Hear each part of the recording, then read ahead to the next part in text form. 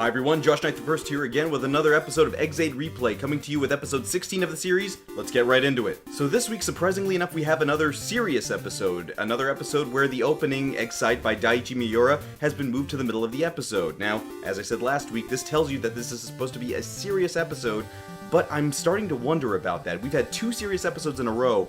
Fool me once, shame on you. Fool me twice, shame on me. If we have it a third time in a row, this might actually become the norm for the series, which I don't want. I actually very much like the opening, like the visuals that go along with it. So hopefully this is the only serious episode we have for a while, and we can kind of relax. So going into this episode, let's go ahead and talk about the reasoning that the other writers have as far as dealing with Emu is concerned. So as we've seen as of last episode, both Hiro and Taiga both know that Emu has the game disease. He has the bugster virus within him. Now the thing about it is, how are they going to deal with this? Now from the initial press conference, Hiro's character was described as being a very tsundere character, meaning he hides his feelings, he pretends to be mad, but he actually cares quite a bit. This seems to be played up here when it comes to relating to Emu and his particular case right now. Now, despite everything we've seen about Hiro wanting to be the best doctor, be the best writer, it would seem that he actually is starting to care about what happens to Emu. He's holding back what's actually going on, telling him that he has game disease, but it seems that he's actually doing it to spare his feelings. Not so much that he doesn't want to cut out the bugster within him, because as he constantly says, there's nothing he can't cut, but he seems to be doing it out of some part of him being nice. Go figure. And of course, up to this point, Emu is still oblivious to the fact that everybody knows this but him. He still figures out a way to rationalize why it is Hiro is doing what he's doing. He's not wrong, but he's definitely not right. Now that's Hiro's way of relating to things. Let's talk about Taiga's way of relating to things, which is a lot more complicated now.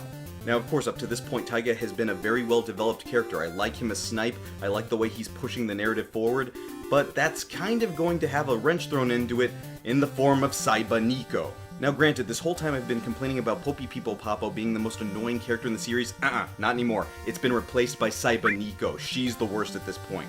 Now granted, at the beginning of the episode we had Poppy People Papo being her usual erratic self, jumping all over the place, yelling at Emu. That's fine now. I'm used to it at this point. Saiba Nico is just a brat in comparison. Now the brattiness does seem to come with her age and her backstory, which we're given full access to in this episode. Now mind you, I did have my theories up to this point in the series, but now we've been given full access to what the story is, so let's talk about that. So after redecorating the CR and being relocated to Taiga's not hospital room, we find that Emu does remember who Nico is in relation to him. Turns out that flashback from 2010, that tournament that was going on, she competed against M. Now the thing of it is, they show that Nico kind of looked up to M, because whereas he's known as the Genius Gamer M, she's known as Genius Gamer N. M and, their initials, it makes sense. The thing about it is, she lost big to him in the tournament. Now, the funny part to point out here is, this is a show that's sponsored by Bandai Namco. They, of course, work in conjunction with Toei to produce their games. So, naturally, here in the tournament that we see in 2010, it's a tournament of Tekken. The thing is, it's not the right Tekken. The Tekken that you see in the background is Tekken 7, which is an inaccuracy, an anachronism. What it should have been was Tekken 6, which was released in 2007. So as far as being accurate to the games and the time period, they got it right with the Wonder Swan, but they missed it with Tekken. That having been said, Nico has been carrying a grudge against Emu for the last 6 years, meaning she wants revenge, meaning this is just a game to her. Now granted, everybody's playing a game of sorts, but this is a game where lives are on the line. Nico doesn't seem to get the weight of that. This is further impressed when she tells Taiga this is why she wants to become a common writer, to be able to beat M, and only for that purpose. Now, generally up to this point, that seems to have been Taiga's rationale for why he wanted to do this. Now, we've gotten little bits and pieces of his backstory, which we'll be getting more of in his spin-off movie, but up to this point, that seemed to be par for the course as far as his character is concerned. But we see that Taiga, again, has depth to him.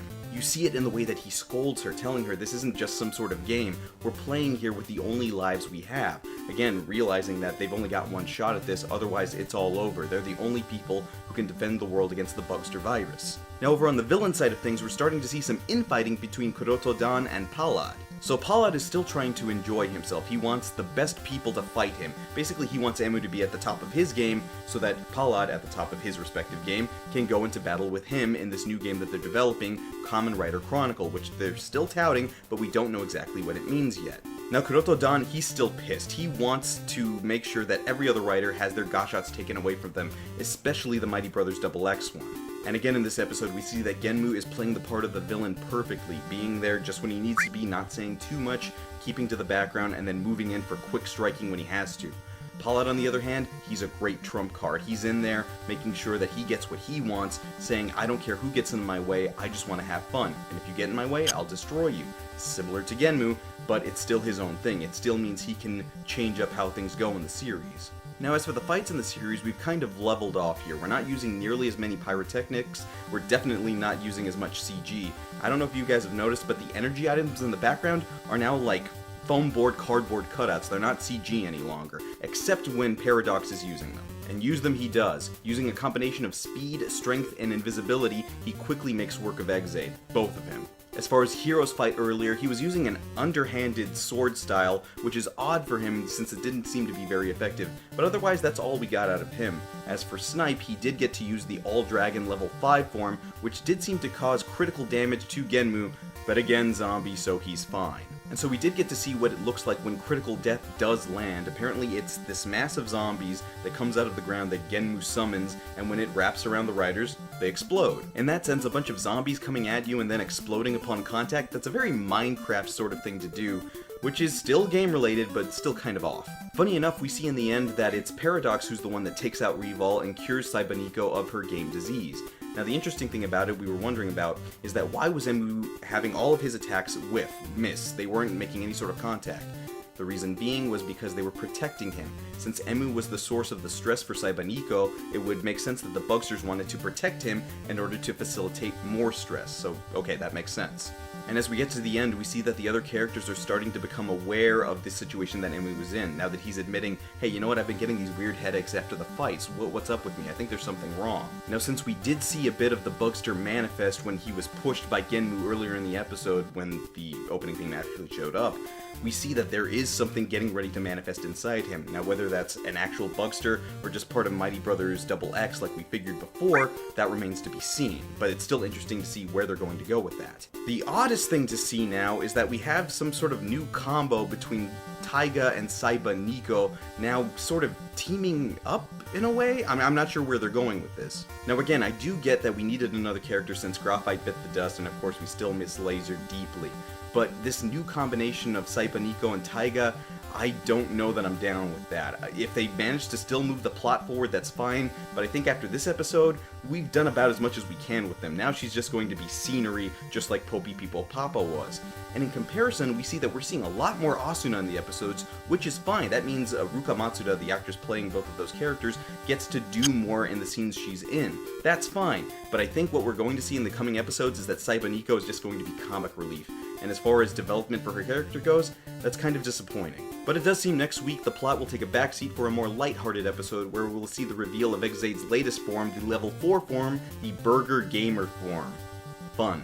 But you guys tell me what you thought of this episode in the comments below. How do you think Emu's game disease is going to manifest itself? Is it Mighty Brothers XX, or is it some new bugster that we haven't seen yet?